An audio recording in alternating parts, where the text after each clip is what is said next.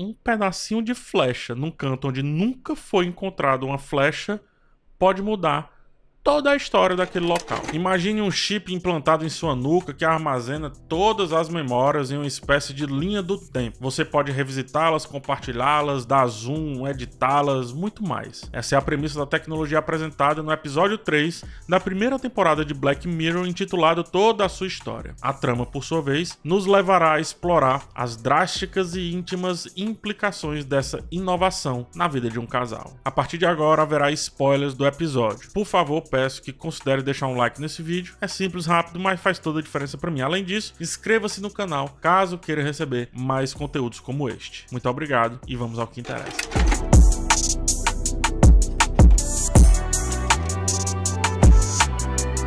Durante o curso de História, eu aprendi como a memória é fundamental para definir povos, comunidades, locais, culturas, indivíduos, acontecimentos, enfim. Sem ela, sem a memória, o trabalho do historiador torna-se extremamente difícil, mas também daquele povo em se ver como povo. Por isso vem a historiografia, né? Ou seja, a escrita da história, imagens, qualquer coisa, qualquer registro passa a ser essencial para essa profissão e por aí vai.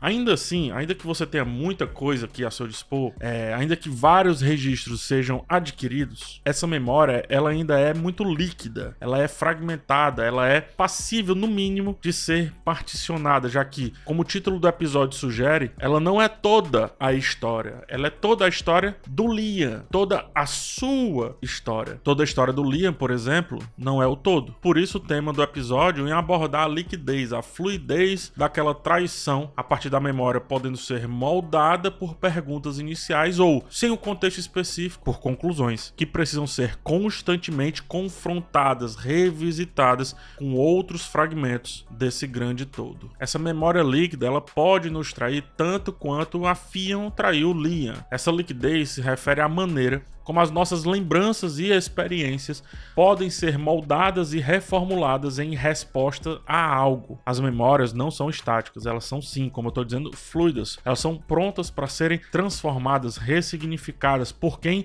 ou as manipula ou pelo tempo, justamente conforme a nossa perspectiva e as nossas emoções modificam. Ah, PH, não. Sim, o trabalho do historiador está sendo revisitado para que não sejam, por exemplo, cometidos anacronismos. Nossas memórias, enquanto indivíduos, devem ser revisitadas para serem checadas se elas estão atuando no nosso hoje de uma maneira X ou Y. Por isso, esse processo faz com que as nossas lembranças se adaptem às nossas experiências atuais ou futuras, mas também alimentam paranoias, obsessões, digressões, facilitam o aprendizado e o crescimento pessoal, é fato, mas também atrapalham o entendimento do momento com extrema clareza, digamos assim. Liam e a sua busca por fragmentos de uma suposta memória bruta, afinal, quem usa a tecnologia acha que tem toda a história, pelo menos de si, né? Reflete nessa obsessão que eu trouxe dos historiadores em encontrar e interpretar todos os pedaços de informação disponíveis para entender algo específico estudado.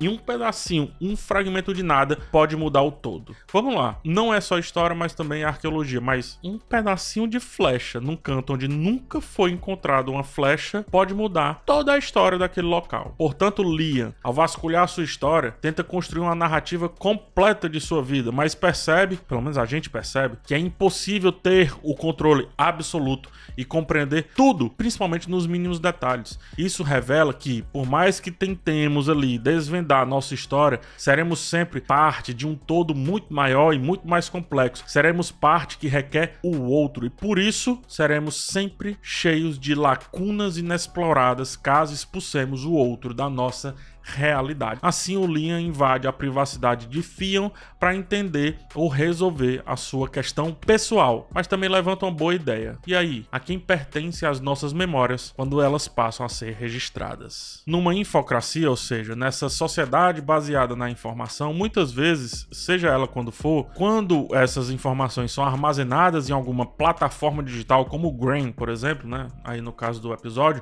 automaticamente nós passamos a transformá-las em propriedade de corporações que as utilizam a seu bel prazer. Aqui também pode ser trazido para a questão do casamento, né? Ainda que não tivesse abordado isso a fundo, na relação matrimonial, Liam se julga detentor das memórias de Theon, o que me leva a notar como as memórias armazenadas no chip não pertencem mais a apenas o indivíduo, que inclusive adoram compartilhá-las, vide ali os amigos na casa do Jonas, né?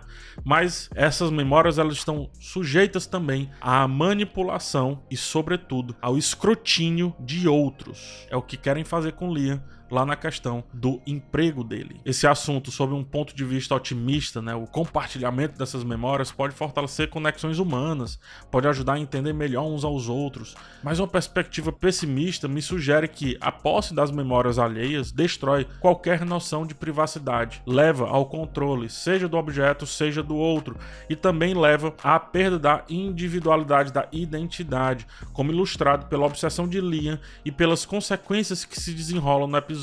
Foi bom a Anne Frank registrar os acontecimentos de sua vida na Segunda Guerra em um diário? Foi excelente.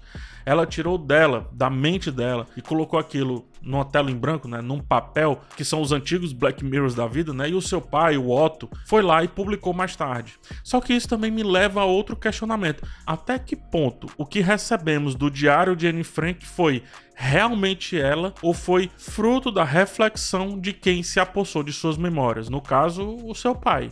Até que ponto a memória registrada ainda é individual e não coletiva? Até que ponto pertence a mim e não mais ao outro? De fato, Theon, ela teve relações com Jonas. De fato, há a possibilidade de sua filha ser com o ex e não com o atual, mas ao final o episódio mostra como talvez, apenas talvez, viver a mentira é também uma opção. Lia arranca-lhe o chip da cabeça para fugir daquele estado de inércia da sua vida, daquela depressão de revisitar perfeitamente o rosto de sua ex, mas também para possibilitar que a mentira o salve. Nem toda mentira, como diz a Theon, é o oposto da verdade. Questionável vindo de uma pessoa que realmente mentiu para o marido, mas ainda profundo ao pensarmos que mentira pode ser proteção, pode ser fuga, pode ser tratamento de uma memória para que você caiba no seu novo eu. Tem duas pessoas que concordam, a Theon, né, a Theon e o Nietzsche. Eles concordam com a ideia de que a verdade não passa de uma mentira acordada por todos. Julgaremos Theon, talvez até Nietzsche, é o nosso natural. Entretanto, como o Dr. House também nos ensinou muito bem, ele disse que todo mundo mente. Por isso, talvez seja bom abraçarmos um pouco algumas perspectivas diferentes dessa ideia trazida sobre o conceito, sobre a natureza da mentira. Uma dessas perspectivas sugere que a verdade e a mentira estão interligadas e que, às vezes, a mentira pode servir para proteger, confortar ou até mesmo sustentar uma noção de verdade que nos permite, de alguma maneira, seguir. Em palavras mais simples, eu diria que a mentira é escudo, verdade é espada e o cavaleiro é o resultado dos dois objetos agindo na sua perfeição. Nós somos, sem dúvidas, fruto de nossas memórias. Contudo, é essencial vivenciá-las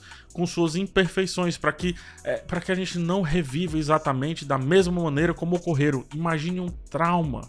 Se constantemente revivermos o pior dia de nossas vidas, todos os dias seguintes poderão se tornar igualmente terríveis. É essa fluidez da memória, essa fluidez da nossa história que pode transformar o que vimos em relação a fazer com que nossas revisitas ou revisões se tornem momentos de introspecção na busca de um entendimento que nunca será exatamente igual ao que a gente de fato viveu, mas ele vai ser pleno também, porque nós ressignificamos aquilo. Se somos nossas memórias e elas são fluidas, a gente tem que aceitar então que também somos fluidos, somos líquidos, somos passíveis de sermos sempre remoldados. Nossa fluidez enquanto seres humanos começa a se transformar em algo realmente substancial no exato momento em que não temos a resposta exata, apenas o sentimento, a intuição, quer que seja, e vivemos a partir disso e não a partir de supostos registros perfeitos que, como mencionados, parecem completos, mas não são. A história real inevitavelmente requer todas as memórias inseridas naquele contexto. E o Instagram, por exemplo, aquele recorte perfeito que você vê, é só um recorte, não é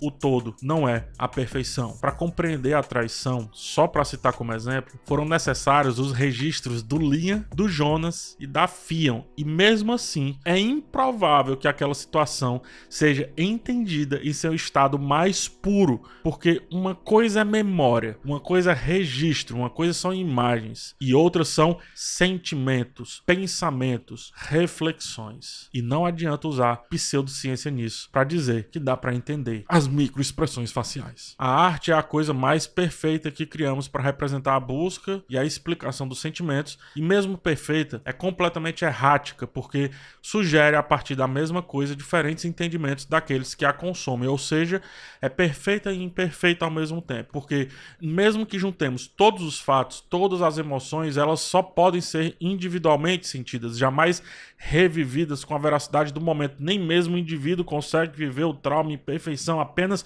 todo o resultado daquilo. Por isso que o trauma é tão doloroso. Ele representa o começo e o meio, mas nem sempre o fim. E sem essa conclusão, fica o vazio e a sensação de incompletude ou imprecisão sobre nós mesmos. Se encararmos as memórias como fatos imutáveis, o passado nunca terá fim, nem será reinterpretado. O futuro será apenas uma mera continuação do passado sem espaço para novidades. Contrariamente ao que a amiga do casal sugere na mesa de jantar sobre o problema de não registrar a memória e assim reinterpretar eventos de nossas vidas para melhor ou pior, cara, essa capacidade de ressignificar é, na verdade, o mecanismo mais poderoso que temos enquanto seres constantemente refletindo sobre a própria existência. Quem cometeu algo atroz foi julgado e pagou por isso. Caso não consiga ressignificar essa experiência perante si e perante a sociedade, será sempre visto como um criminoso e, portanto, terá sua vida toda fadada ao fim antes mesmo desse fim chegar, cara. A tão reverenciada Bíblia, né? A nossa sociedade cristã ama esse livro. Ela responde isso falando sobre perdão. O perdão é, portanto,